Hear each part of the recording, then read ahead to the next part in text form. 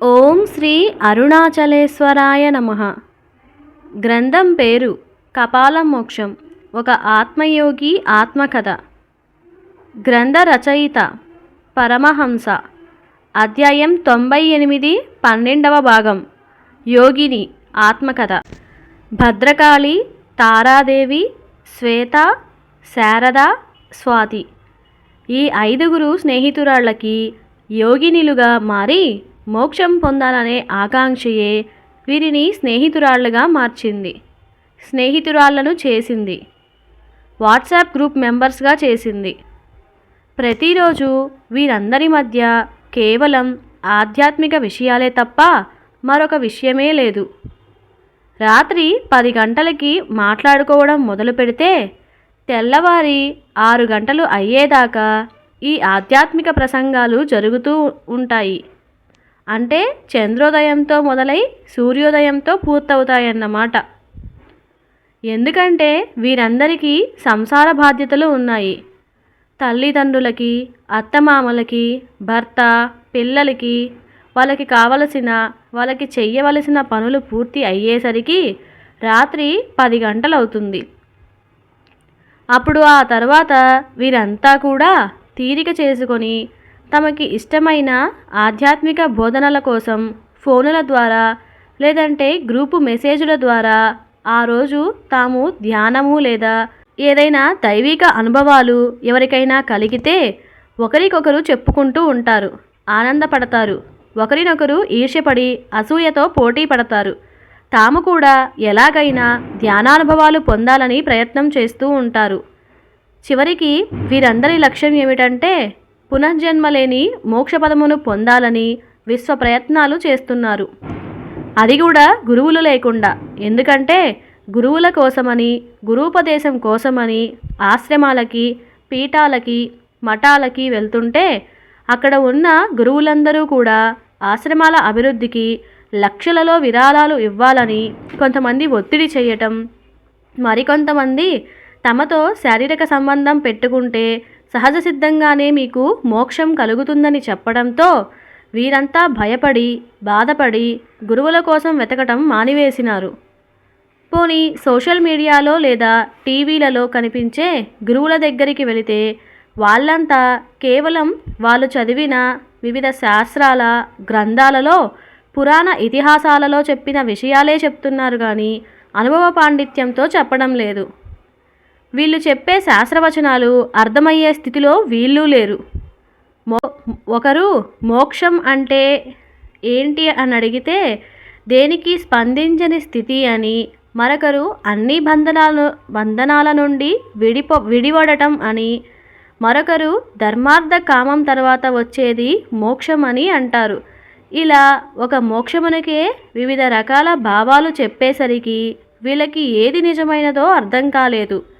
దానితో ఎవరికి వారే సొంతంగా తమకి తోచిన విధంగా భద్రకాళి మాత్రం దేనికి స్పందించని, దేనికి ఆలోచించని, దేనికి సంకల్పించని బ్రహ్మతదాకార స్థితి, యోగ సాధనా స్థితిని ఎంచుకుంటే తారాదేవి మాత్రం ధ్యానయోగం, అలాగే శ్వేత, శారద, స్వాతి మాత్రం వరుసగా జ్ఞాన, భక్తి, కర్మయోగాలను తమ సాధనా విధానాలుగా ఎంచుకోవటం జరిగింది.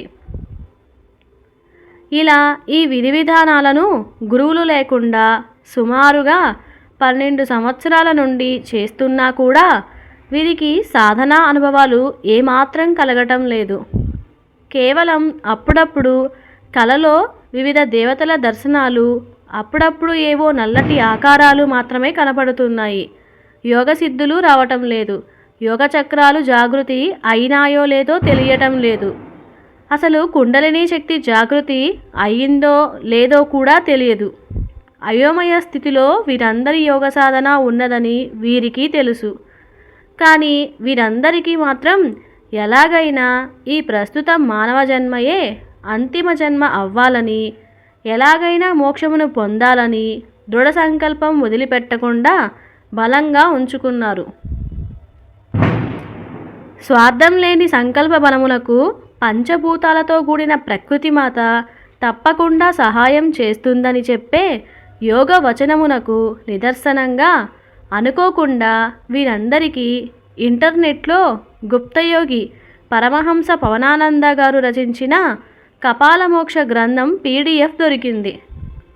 అందులో ఉన్న 150 అధ్యాయములు చదువుతూ ఉండేసరికి మాకులాగానే ఈ యోగి కూడా ఎలాగైనా కపాలమోక్షం పొందాలని పడిన తపన తాపత్రయాలు, నకిలీ గురువుల వద్ద మోసపోవటాలు, కాశీలో సద్గురువుగా శ్రీ త్రైలింగ స్వామివారి ఆత్మదర్శనం పొందటం, విచిత్ర వేదాంతి గురువు సహాయంతోనూ శ్రీశైల క్షేత్ర శ్రీ పూర్ణానంద స్వామి యొక్క శక్తిపాతం చేత కుండలిని శక్తి జాగృతి చేసుకోవటం, అలాగే వివిధ క్షేత్రాలలో జరిగిన దైవ అనుభవాలు మరియు వివిధ సిద్ధ పురుషుల దర్శనానుభవాలు, ఇలా ఎన్నో విషయాలు, అది కూడా తమకి కావలసిన విషయాలు ఉండేసరికి ఎలాగైనా ఈ గుప్తయోగిని కలిసి తమ గురువుగా ఎంచుకోవాలని అందరూ కూడా ఏకనిర్ణయానికి వచ్చినారు.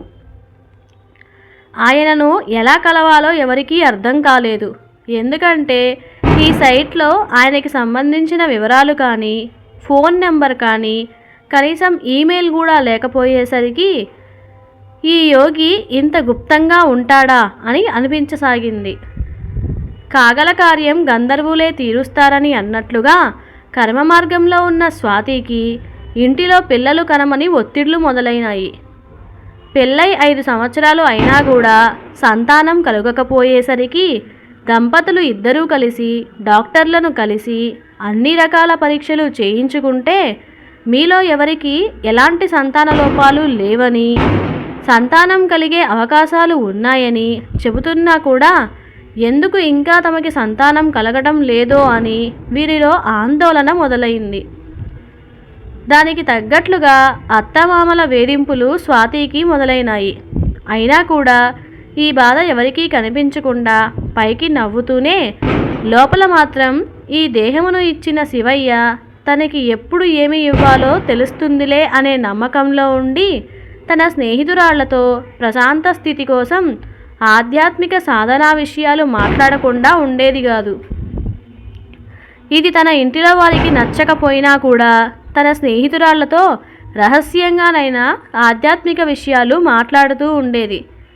విచిత్రం ఏమిటంటే ఈ ఆడపిల్లలకి అందరికీ కూడా వారి ఇళ్లల్లో వీరంతా సన్యాసులుగా మారిపోతారనే భయంతో వీళ్ళు ఒకరినొకరు మాట్లాడకుండా కట్టడి చేయడం మొదలుపెట్టినారు. దానితో వీరందరికీ ఏదో తెలియని అసహనం, బాధ, ఆవేదన మొదలైనాయి. తమకి ఇష్టమైన ఆధ్యాత్మికత వైపుకి వెళ్ళనివ్వకుండా పుట్టింటివారు అలాగే మెట్టింటివారు చేస్తూ ఉండేసరికి తమ ఆవేదన, సాధనా భక్తిని కనిపించని తమ ఇష్టదైవాలకి చెప్పుకోవడం అలవాటు చేసుకున్నారు. ఎలాగైనా గుప్తయోగిని కలిసి వారితో మాట్లాడాలని, వారి అడ్రస్ ఎలాగైనా తమకి దొరికేటట్టు చెయ్యమని తమ దైవాలకి లంచంగా ఎన్నో మొక్కుబడులు కోరుకున్నారు. పాపం ఏ దేవుడో వీరిని కరుణించినట్లుగా వీరికి గుప్తయోగి అడ్రస్సు వివరాలు తెలిసినాయి. తెలిసిన అడ్రస్సు గుప్తయోగిది అని మాత్రం వీరికి తెలియదు. ఎందుకంటే అప్పుడు గుప్తయోగి వీరికి ఒక ప్రముఖ జ్యోతిషవేత్తగా మాత్రం పరిచయం అయినాడు. అది కూడా స్వాతికి అనుకోకుండా జాతకంలో సర్పదోషాలు లేదా సర్పశాపాలు ఉంటే సంతానం కలగటానికి ఎన్నో ఆటంకాలు, అవాంతరాలు, లేటుగా సంతానం కలుగుతోందని సోషల్ మీడియాలో వచ్చిన వీడియోలలో చూసి ఎలాగైనా నిజజ్ఞానం ఉన్న జ్యోతిషవేత్తను కలవాలని అనుకునే సమయంలో తన స్నేహితురాలి ద్వారా గుప్తయోగి అయిన జ్యోతిషవేత్తతో ఫోన్లో పరిచయం అవ్వటం జరిగింది. నిజానికి ఈయన కోసమే తాము ఎన్నాళ్ళుగా ఎదురుచూస్తున్న గుప్తయోగి అని ఈ 5 స్నేహితురాళ్ళకి తెలియదు. కానీ గుప్తయోగిగా ఉన్న ఈయనకి తన మనోనేత్రమునందు ఈ 5 సాధనా విషయాలు లీలగా అప్పటికే చూడటం జరిగింది.